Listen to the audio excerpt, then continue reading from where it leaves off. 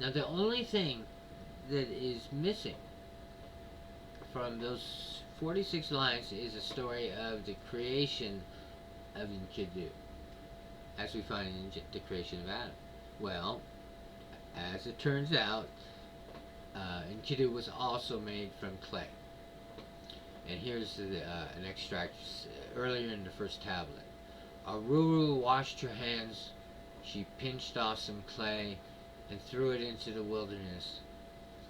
In the wilderness, she created valiant Enkidu, born of silence, endowed with strength by the Nurta. And of course, Enkidu is Adam's corresponding elements. Now, here are the correspondences that I want to point out. Let's see, 13 of them.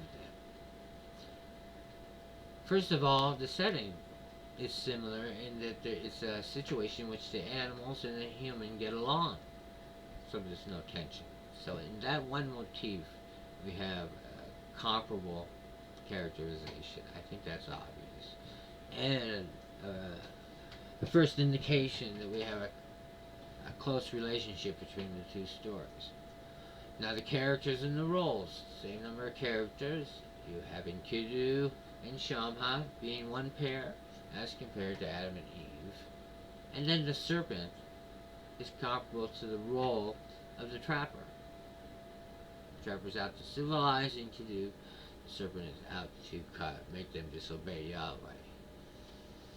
So you have correspondence there in characterization. Also, you will be like gods. Who can't think of what the serpent said? You will be like a god, knowing good and bad. It's a key description of the transformation. And very similar, identical.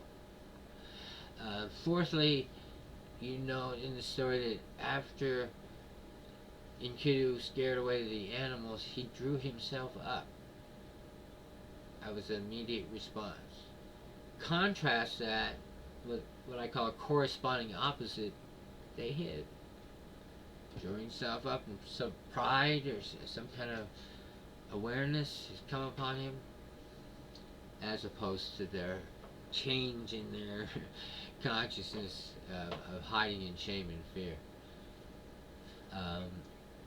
It says that Enkidu's understanding had broadened, and this I think is strong evidence of what the meaning of the phrase "to know good and bad" means. It means to know everything like a god knows.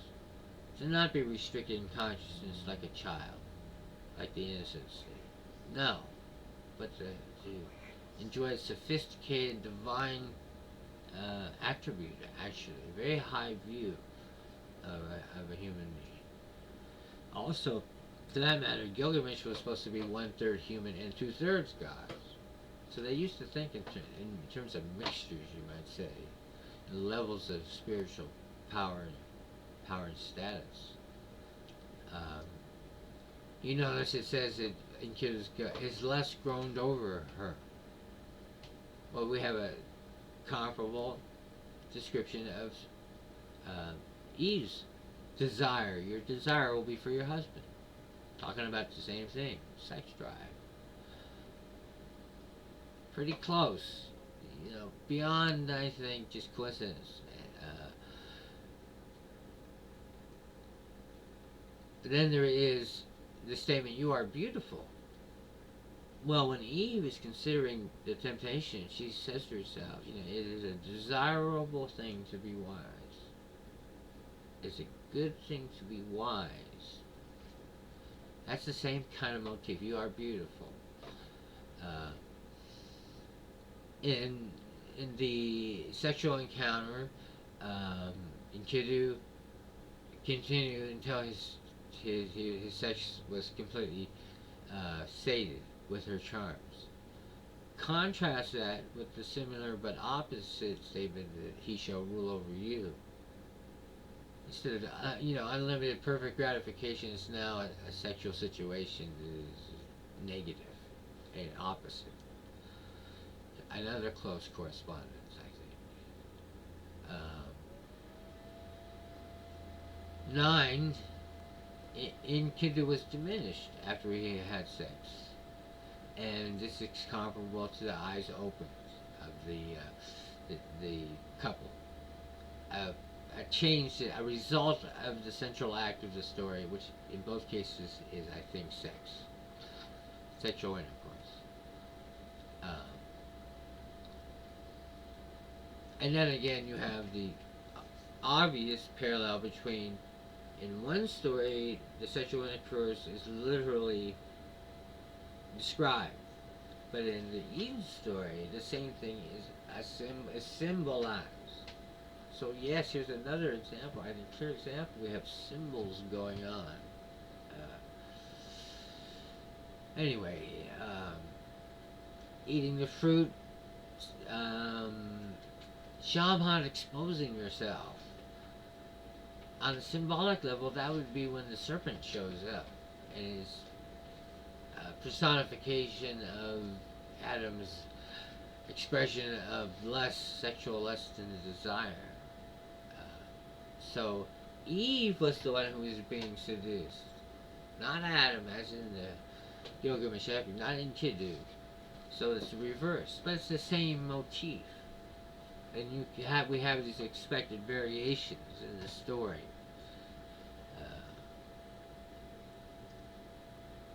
Also, Enkidu is alienated from the wilderness and goes to live in the city where he now belongs, comparable to the banishment of Adam and Eve from the garden. So it appears that we have here a Hebrew version, a Hebrew fable that is an allegorization of this episode from the Gilgamesh Epic.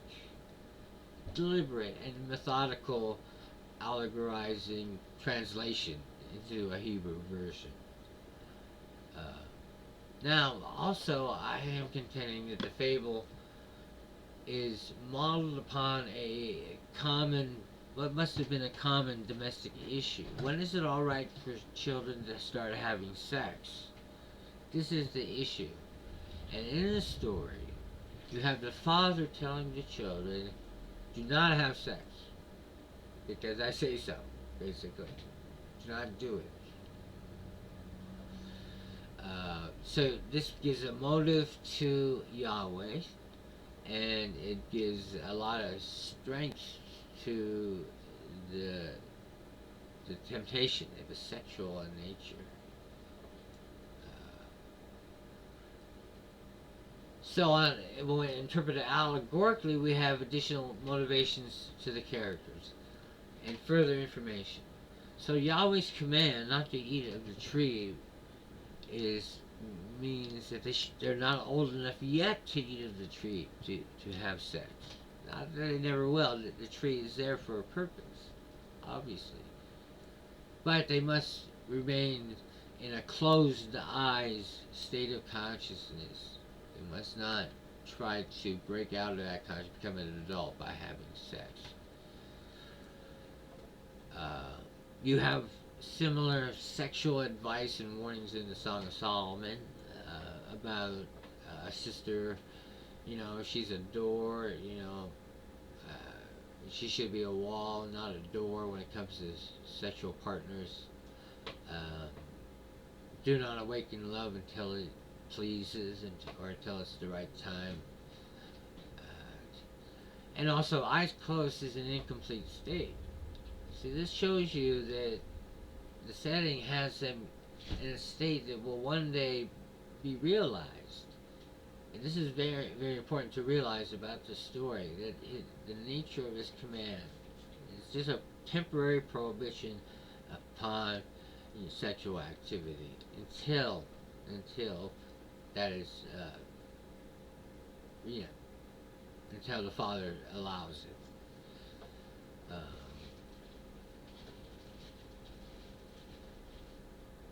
Another thing that comes strong is the strength of the temptation. In the story, you could have something, not anything less demanding than to not do something, do not eat. However, on the allegorical level, you have very strong temptation where the two are facing the opportunity and the temptation to have sex for the very first time. The very first time. And how strong it has to be one of the most dire situations one could find oneself in, and that's why it's a good choice for the story. Um, so there's a depth that we gain there in terms of the nature and degree of the temptation. There is a important statement upon the different sexual identity of the male and the female in terms of how they encounter the temptation. The man is portrayed as being given over to his serpent mode, you might say, being given over to his lust. He offers absolutely no interest or in not gratifying that urge, and that is a almost comical and ironic statement upon how men's sexuality, thinking with the little general, it's proverbial. Same kind of a statement being made about men in their sexuality here, and the role it played in their fall. Impulsive versus cautious. Look at how temptation affects the female. Just the opposite of brash and impulsive. It's being seriously considered and must have a good reason for doing so. A positive portrayal of the woman when it comes to having good sense and being better able to fend off this kind of seduction. Finally, the justifications they give become a little more sexually charged. So when Adam says, "The woman you gave to me made me do it," he was saying, in effect, she was irresistible. You made her irresistible. She was irresistible, and a force greater than my own will made me do it. The woman's defense would be, the serpent, he seduced me. Adam's serpent seduced me. I was overcome by a force greater than myself. But unfortunately, that doesn't wash with Yahweh. The bottom line is, you ate. I told you not to, and you ate. And that is a very strong and clear statement about these Yahweh's commands and his authority.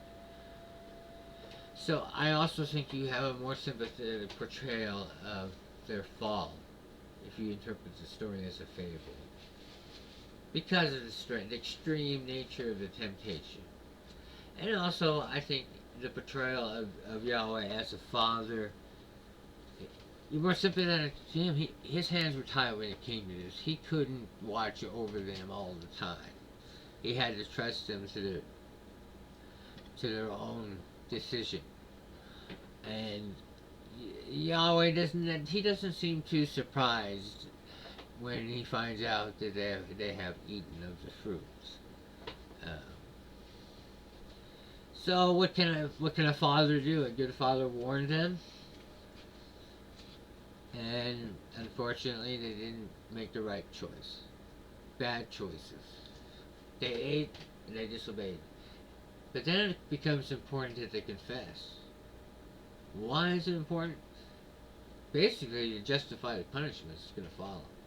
He wants them to know that they deserve this punishment. They're dead guilty, and he gets their confession, and then proceeds with the punishing through curses.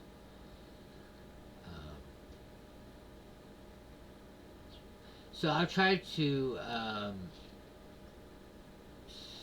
observe and suggest some basic understandings regarding the story in general literary terms, its source, its nature, its intention, and so forth.